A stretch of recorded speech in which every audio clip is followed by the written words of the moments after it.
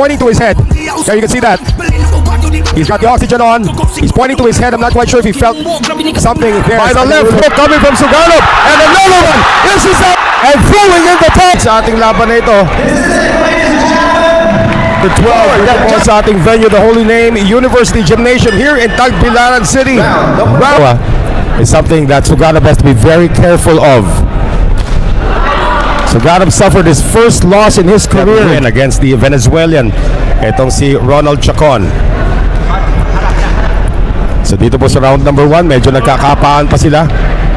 Again, scheduled for 12, and usually the longer fights would favor the Filipino, who's more of a boxer, a stylist, and he is a power hitter, but now he's displaying some power.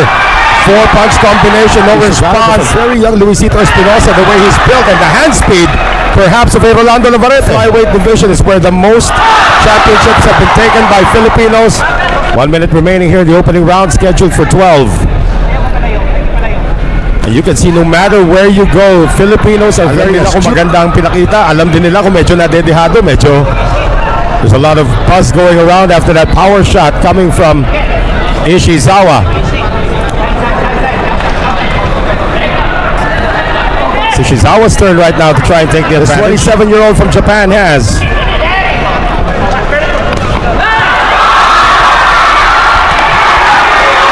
Ishizawa absorbing some punishment. That's a left hook to the head. More shots to the head coming from Suganov. Final seconds of round number 1. For his first loss against a fellow Japanese in 2022. As we now move into round number 2. Muli po, magandang hapon po mula po dito sa Holy Name University Gymnasium in Tagbilaran City, Bohol. Ito po si Noel Zarate para sa PTV4. Nakahatid po sa inyo ng world-class boxing between the Filipinos, Suganov versus KAI ISHIZAWA of Japan. Some connections there, medyo shaken po. Ito si Ishizawa. Ishizawa still moving forward, trying to control the ring generalship here. Siyempre sa pagbubukas sa round number 2, buhos ka agad ang binigay dito ni Filipino Philo. REGIE SUGANOB. Trying to go for the body, Ishizawa, which could be a good idea against a taller fighter. Tanda po natin that Ishizawa only a shade above 5'12". Exchange of jabs. No follow-ups yet so far for Ishizawa, and it appears that Suganov has now tasted how powerful those punches can up his opponent. He's got a 4-inch reach advantage, 4-inch height advantage, and about a 4-inch reach advantage as well. Shots to the body. So far, the strategy of the Japanese fighters just plow forward and try to go for the body. Still more body shots being thrown by Ishizawa. Closer round, but it still looks like Suganov from the Holy Name University Gym. As we take a look at some of the action here, that was that wild uppercut to open that second round. Medyo nawala ng balance itong si Ishizawa.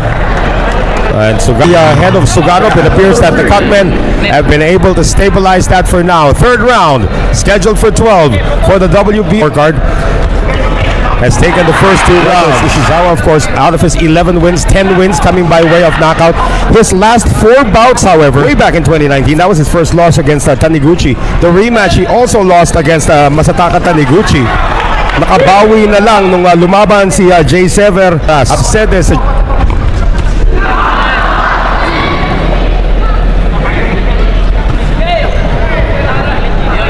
More body shots, or more headshots now coming from Ishizawa.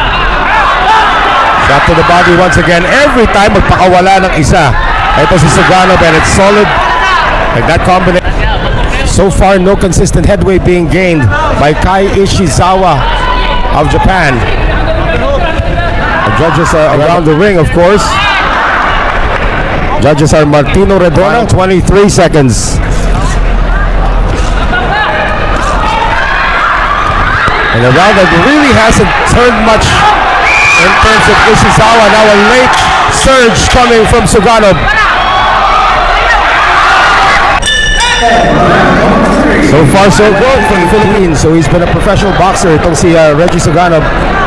for almost 6 years now. His first victory was against Mark Torrelia in a fight in Cebu. He has fought exclusively in Cebu, Mandaue, and here in Bohol. And the only time he left the front in Indonesia, and of course his last fight to get the belt against Ronald Chacon of Venezuela. KAI ISHIZAWA of Japan, trying to see if he can turn the tide here. We know he's a power puncher, but he's being a little careless with his defense. Nakakalusot na naman. And you can see some welts already developing under both eyes of the Japanese as those punishing jabs from Suganov. He's got about a 4-inch reach advantage over his smaller opponent. And the one thing Suganov doesn't want to do is get engaged in an inside battle. We have Suganov yung body shots, and Ishizawa's not taking it. 1-2 parried there by Ishizawa. Again, his defense is improved from the first round. On the side of Ishizawa, he's not allowing his opponent to move forward. Medyo sumandal doon ng matagal. Ito si Suganov, pero nakabalik na rin, and he has now turned the tide. He has now got his opponents against the ropes. 40 seconds remaining here. A lunging left hand coming from Suganov. Another uppercut, and this time Ishizawa says, bring it on. Another right hand here from Suganov. The accuracy from the Philippines. Kino-contra-tempo niya talaga. Ito si Ishizawa. Every time Ishizawa tries to reload, Suganov is in his face. And Ishizawa is on round number 1. But the cutman, dito si Suganov. Whereas itong si Ishizawa, 11 wins, 10 coming by way of KO. So he would like opportunities to finish his opponent. His first 6 bouts, as we mentioned earlier, did not go the distance. Puro knockout po yun. Yung unang Thailand in 2017, itong si Bongsapon Panlakum. That was actually a first round knockout. Some infighting now between the two. A lot of blood now coming out of the head, the face of Suganov. So the wound that he got on the forehead, as napo natin, he did have a fight. He won via TKO against Ronald Chacon kasi nasugat. Even the crowd here a little concerned about seeing the presence of blood on the face of their homeboy from Dawis, Bohol. But when you see your opponent's white gloves with a little bit of blood, you're already concerned. So far, Ishizawa is actually doing well until that right hook delivered by Suganov. But now Ishizawa, his game plan is now starting to come into play. Oh, good exchange there. Ishizawa had the better of it though. Another jab coming in for the Japanese. A lot of misses here for Suganov. Round number 6 comes to an end, and it looks like that is the first round. Si Ishizawa. And pinaplansya naman yung mga ilalim ng mata dito ni Ishizawa. That is of course a cold press of the ears. Number 6 that were forming there. Kampiyon dito si Suganov of the Philippines, absorbing a right hook that time from his Japanese opponent.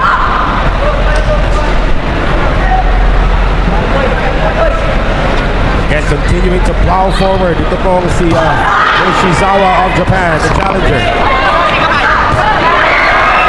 Ways to work the angles here. Papasok itong si Ishizawa. Trying to be a counter puncher. We knew he was the aggressor at the start. That uppercut goes through. Wala namang counter na ginagawa pa so far. Itong si Suganov to take that away. And that is a display to the judges about ring generalship. Neutral corner time here, and it looks like the doctor will be brought in for the first time by referee Danrex Tapdasan para silipin po yung sugat nito si Dawis native Reggie, the Filipino phenom Suganov. So it is not on the eye, it's over the bridge of the nose. Etong sugat niya.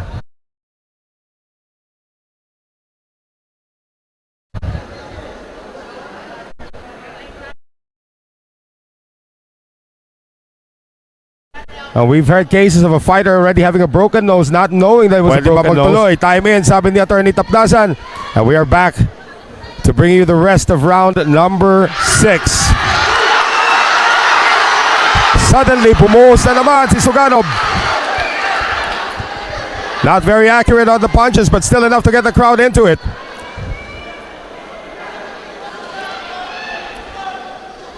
Body exchange. About a minute remaining here in the 6th.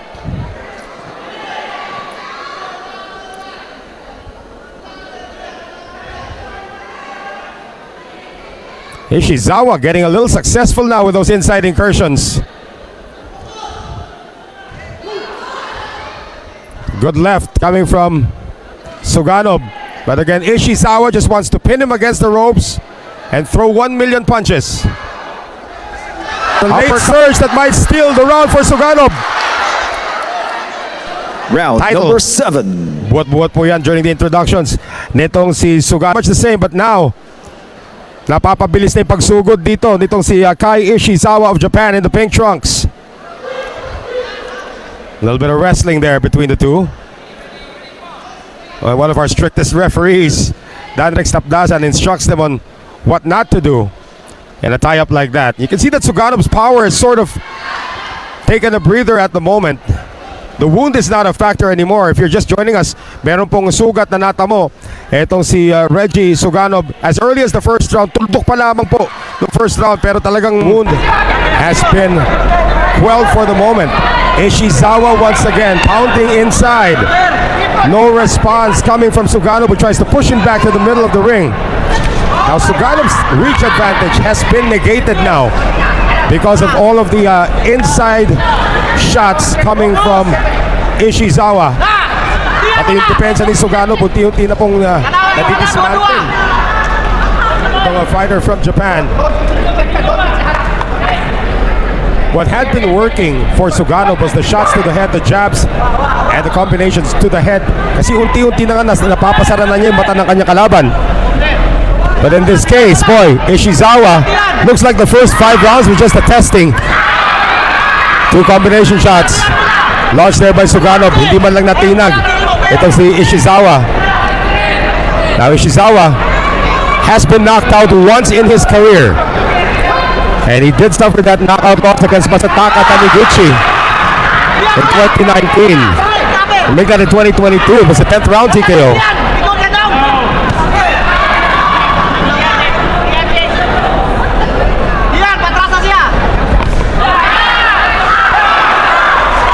Nauunahan na po si Suganob. Again, the reach advantage has been totally negated. Now watch out for the low blows.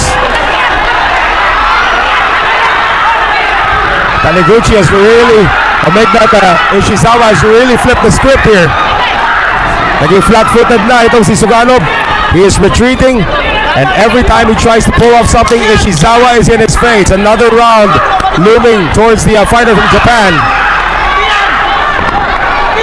Suganob was so accurate the first 3 rounds, now he can't hit anything. And REGIE, the Filipino phenom Suganob. And again, we go back to some of the action in round number 7. So as they now enter the end. Suganob ahead, but only by 1 round. The last 3 unofficially have gone the way of Ishizawa, now body hunting. Di na muna niya pakikialaman yung sugat sa ulo nitong si Suganob, which has opened up again. Not quite sure if it came from an accidental headbutt. And some power shots to the body as well from Suganob. He's trying to destroy the timing of Ishizawa. And it looks like here in the 8th round, Suganob has been successful so far. Junior flyweight division after campaigning most of his career as a minimum weight for Ishizawa. Oh! Ishizawa got staggered there by the left hook coming from Suganob. And another one! Ishizawa is down!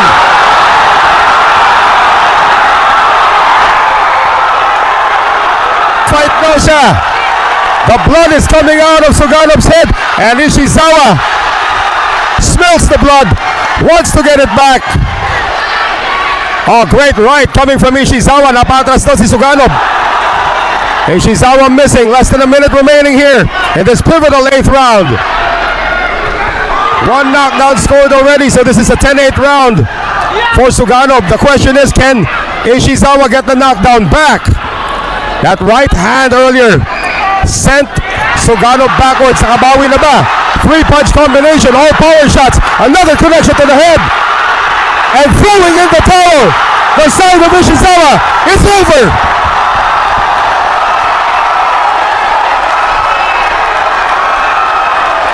the corner of KAI ISHIZAWA threw in the towel after the late barrage coming from REGIE SUGANOB. And despite the head wound, REGIE SUGANOB of Taoist Bohol retains his WBO Global Light Flyweight Championship. This will be by a technical knockout, and it appears that the doctor needs to be summoned here. This entire throwing in of the towel. Here we go. Una yan, napatras siya doon.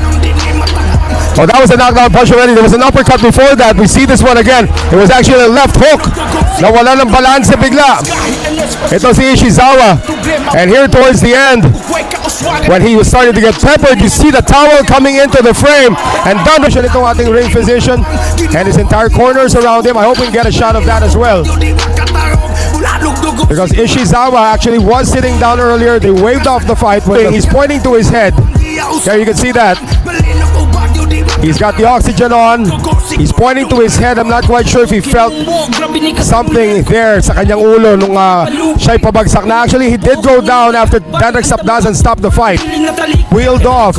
Ito po si KAI ISHIZAWA. Round number 8. We have your winner by way of WBO Global Junior Flyweight Champion, Reggie, the Filipino Phenom.